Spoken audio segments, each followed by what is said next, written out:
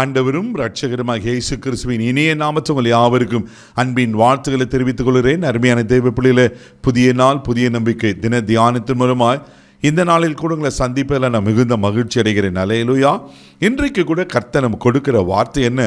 எசேக்கியேல் தீர்க்கதரிசன புஸ்தகம் 37ஆம் அதிகாரம் 10வது வசனத்தை கூட நான் வாசிக்க கேட்போம். எனக்கு கற்பிக்கப்பட்டபடி நான் தீர்க்க தரிசனம் உரைத்தேன்.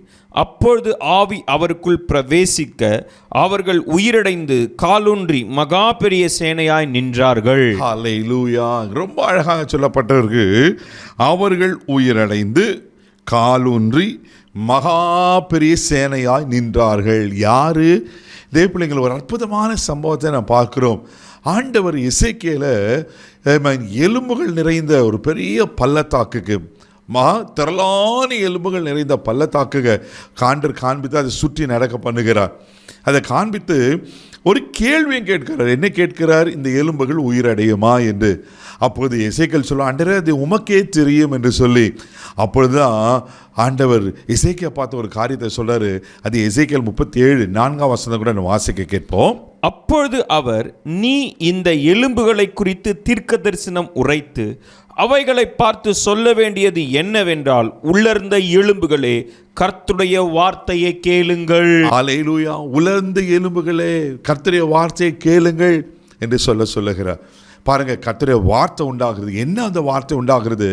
5வது வசனம் கூட வாசிக்க கேட்போம். கர்த்தராகிய ஆண்டவர் இந்த எலும்புகளை நோக்கி, இதோ நான் உங்களுக்குள் ஆவியை பிரவேசிக்க பண்ணுவேன், அப்பொழுது உயிரடைவீர்கள். ஹல்லேலூயா, ஹல்லேலூயா. நான் உங்களுக்குள்ள ஆவியை பிரவேசிக்க பண்ணுவேன், நீங்க உயிரடைவீர்கள். தேவ பிள்ளைகளே, பாருங்க, உலர்ந்து போன எலும்புகள் தான். ஆமேன். பள்ளத்தாக்கில் நிறைந்த ஒரு எலும்புகள், ஆனால் அதுக்கு நம்பிக்கையே இல்லாத எலும்புகள். ஆனால் அந்த உலர்ந்து போன எலும்புகளுக்குள்ள கர்த்தருடைய வார்த்தை வருகிறது. கர்த்தருடைய தீர்க்க தரிசன வார்த்தை வந்த உடனே, அவைகளை பார்த்து தீர்க்க தரிசனம் உரைத்த உடனே அந்த உலர்ந்த எலும்புகள் உயிரடைகின்றன. ஹல்லேலூயா. ஒருவேளை உங்கள் வாழ்க்கையில் கூட எந்த காரியங்கள் உலர்ந்து போனது போல இருக்குது, நம்பிக்கையற்றது போல இருக்குது, அவ்வளோதான், இனி நடக்காது பிரதர், இனி அது வாய்ப்பே கிடையாது, இனி ஆமேன் அது முன்னேற்றமே கிடையாது, இனி அது எழும்ப முடியாது, அவ்வளோதான், என் பிஸ்னஸ் படுத்துடுச்சு, ஆமேன் இந்த இந்த உறவு முடிஞ்சிருச்சு, இனி அந்த கணவர் மனைவி ஒன்று சேர மாட்டாங்க, அவங்களுக்கு டைவர்ஸ் கொடுத்தாச்சு, இப்படி பல காரியங்கள் உலர்ந்து போனது போல, நம்பிக்கையற்றது போல இருக்கலாம். பயப்படாதீங்க. இங்கே வசனம் சொல்ல, உங்களுக்குள்ள ஆவி அனுப்புவேன். அல்லேலூயா. இன்றைக்கு ஆண்டவர் அதுதான் உங்களுக்கு சொல்கிறாரு. உங்களுக்குள்ள அவர் ஆவி அனுப்ப போகிறார். ஆவியை அனுப்பின உடனே என்ன திரும்ப நடந்தது? தேவ பிள்ளையில அந்த உலர்ந்து போன எலும்புக்குள்ள நரம்புகள் உண்டாச்சு, மாம்சம் உண்டாச்சு, தோல் உண்டாயிற்று, அவைகளுக்குள்ள ஜீவன் வந்தது. அவைகள் காலுண்டி எழுந்து நின்று பெரிய சேனையாய் நின்றது. அல்லேலூயா. இதுதாங்க நடக்கும். உங்கள் வாழ்க்கையில் என்ன காரியங்கள் உலர்ந்து போனது போல இருக்கு, சோர்ந்து போகாது. கர்த்தருடைய வார்த்தையை கேளுங்க, கர்த்தருடைய வார்த்தையை நம்புங்க. ஆண்டவருடைய வார்த்தையை நீங்கள் விசுவாசிக்கும் போது அந்த வார்த்தையில் ஜீவன் இருக்குது, அந்த வார்த்தை உருவாக்குற வல்லமை இருக்குது. ஏன்னா வார்த்தையாக ஆண்டவர் அல்லேலூயா உங்களுக்குள்ள உலர்ந்து போனதை அவர் உயிரடைய பண்ணுவார், உங்களுக்கு ஆவியை பிரவேசிக்க பண்ணுவார். தைரியமாக இருங்க. கண்களை மூடி நம்ம ஜெபிக்கலாம். அன்பு தகப்பனே, உமக்கு நன்றி சொல்லி உம்மை துதிக்கிறோம், உம்மை ஸ்தோத்திரப்பா.